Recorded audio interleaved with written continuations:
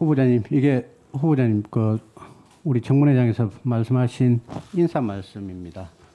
그중에서 후보자님 이런 말씀을 하셨는데, 부끄럽지만 서울지방변호사회로부터 우수북관 선정 이후로 절제된 은행과 신중한 재판 진행, 경청하면서도 권위를 잃지 않고 사실관계를 엄격히 확정하며 치밀하고 논리적인 범죄로 판결을 수긍할 수 있다는 과찬을 들을 수 있었다라는 말씀을 합니다.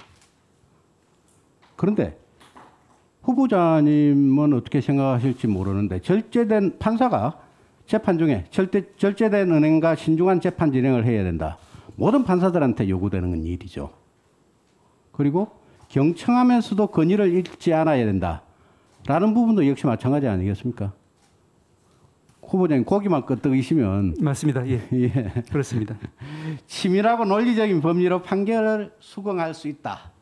이것도 모든 판사들이 다 이렇게, 모든 법관들이 재판을 하면서 이렇게 판결문을 작성해야 되지 않겠습니까? 그렇습니다. 그렇게 희망하고 있습니다. 그런데 우수법관 선정 이후로 서울지방변호사회에서 후보자에 대해서 이렇게 평가를 했다는 것은, 대부분의 법관들이 후보자처럼 이렇게 재판을 하고 있지 않다라는 취지로 봐도 되는 거 아닙니까?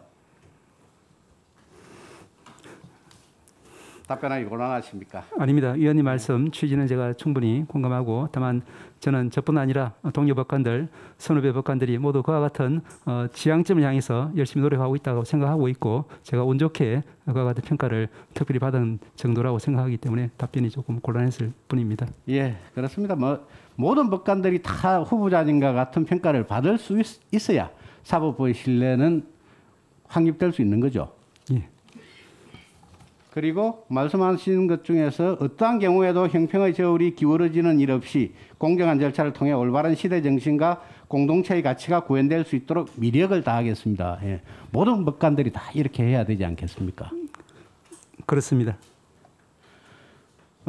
존경하는 우리 소병철 위원님께서 이제 질의 과정에서 정치라는 폭풍 앞의 사법부라는 표현을 쓰셨습니다. 저도 전적으로 공감을 하시고, 거기에 인용된 또 이 여론조사 결과에서는 우리 국민들이 그 법원의 판결을 신뢰하지 않은 이유를 공평 정당하지 않다고 판단하는 이유에 대해서 판사의 정치적 성향 때문이라고 답변한 분이 32.1%다라고 하는 부분에 대해서는 저도 참 많은 충격을 받으면서도 한편으로는 공감을 합니다.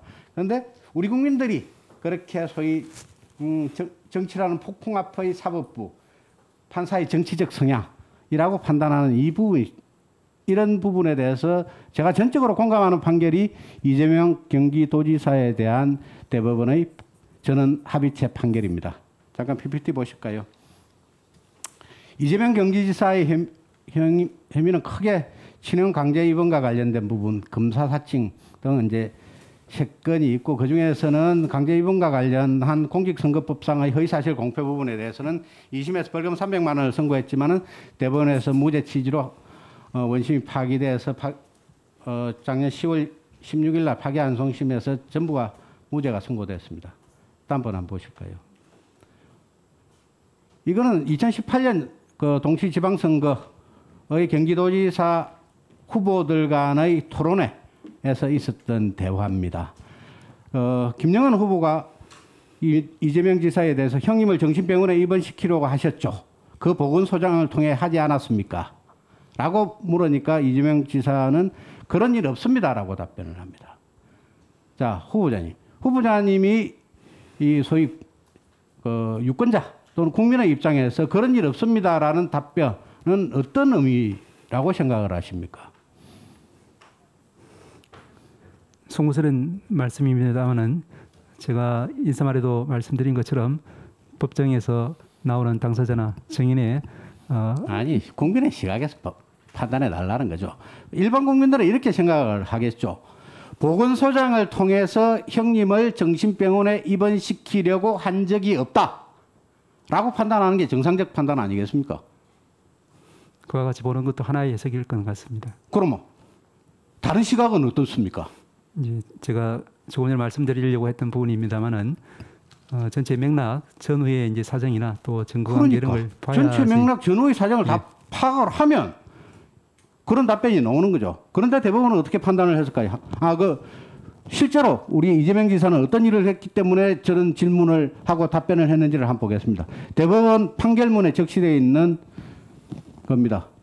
이 이재명 지사가 비서실장을 통해서 보건소장에게 강제 입원이 가능한지 검토해보라고 지시했다. 그리고 보건소장은 이재명 지사에게 여러 차례에 걸쳐 강제 입원 절차 진행이 불가능하다는 취지로 보고했다. 자, 다음 분 한번 보실까요?